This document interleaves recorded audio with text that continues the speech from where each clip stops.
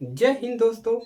इस अध्याय में हम विभवांतर कैसे निकाला जाता है इसके बारे में क्वेश्चन बतवाएंगे। ऊर्जा कैसे निकाला जाता है, आवेश कैसे निकाला जाता है, तो इन सभी पर क्वेश्चन करवाने वाले हैं। तो आप लोग बने रहिएगा हमारे साथ ताकि आप लोग इन प्रश्नों को सीखकर बोर्ड पेपर में अच्छा नंबर प्राप्त कर सकें। ठीक है, तो चलिए क्लास को शुरू करते हैं, आप लोग बने रहिएगा। तो यहाँ पर पहला क्वेश्चन लेते हैं और ये आपका इम्पोर्टेंट है, वेरी वेरी इंपॉर्टेंट क्वेश्चन है। ठीक है, पेपर में पूछे जाते हैं, दोनों क्वेश्चन महत्वपूर्ण है। ठीक है, तो प्रश्न क्या है, 6 वोल्ट, बी का मतलब होता है वोल्ट यानी कि विभवांतर का मात्रक दिया है। ठीक है, तो 6 वोल्ट बैटरी से गुजरने वाले हर एक गुलाम आवेश को कितनी ऊर्जा दी जाती है। यहाँ पर आपको निकालना क्या है, ऊर्जा निकालना है। और दूसरे क्वेश्चन में क्या निकालना है, यहाँ पर भी विभवांतर को दो बिंदुओं के बीच 2 कूलाम आवेश को ले जाने में कितना कार्य किया जाता है। कार्य मतलब ऊर्जा। ठीक है, चलिए तो अब यहाँ पर हल कैसे करेंगे देखिए। तो सबसे पहले सॉल्व करते हैं इसको, पहले वाले क्वेश्चन को। तो यहाँ पर क्या दिया है, 6 वोल्ट की बैटरी, तो विभवांतर का मात्रा क्या होता है, वोल्ट। तो यहाँ पर विभवांतर का मान दिया है, विभवांतर को बी से दिखाते हैं, कैपिटल बी। इसका मान दिया है 6 वोल्ट। ठीक है, उसके बाद कह रहा है हर एक गुलाम, मतलब इसके कहने का मतलब है हर एक गुलाम आवेश, मतलब यहाँ पर हर एक गुलाम मतलब आवेश जो दिया है, कितना दिया है, एक गुलाम। यहाँ पर कह रहा है ना एक गुलाम आवेश है, तो आवेश का जो यहाँ पर मान दिया है आपको, आवेश वो कितना दिया है, आवेश क्यू इक्वल 1 गुलाम, 1 गुलाम। अब आपको निकालना क्या है, कितनी ऊर्जा दी जाती है, तो आपको क्या निकालना है, ऊर्जा। ठीक है, ऊर्जा निकालना है यानी कि आपको W।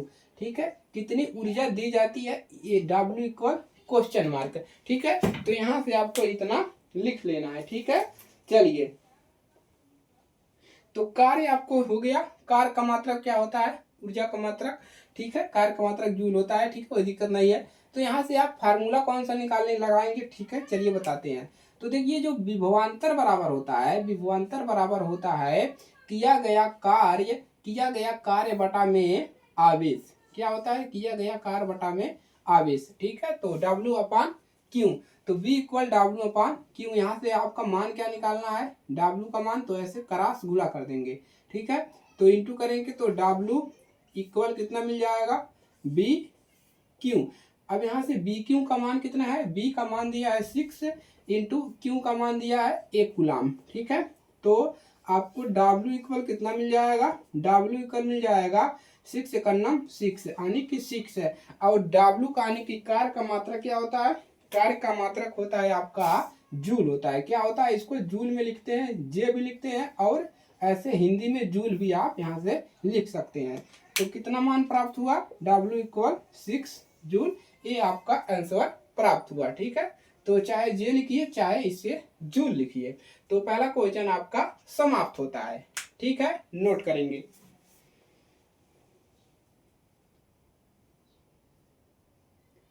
नोट हो गया।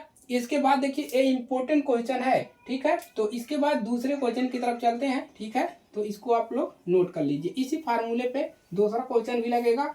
अगर आप लोग को लगाने आ रहा है तो आप क्या करेंगे, इसको लगाएंगे। तो इसमें भी हम देखिए यही लिखेंगे। ठीक है, देखिए आपका है क्या, 12 वोल्ट विभवांतर। विभवांतर का मान कितना दे दिया है, जो विभवांतर दिया है वह कह रहा है कि हमारा कितना है, 12 वोल्ट।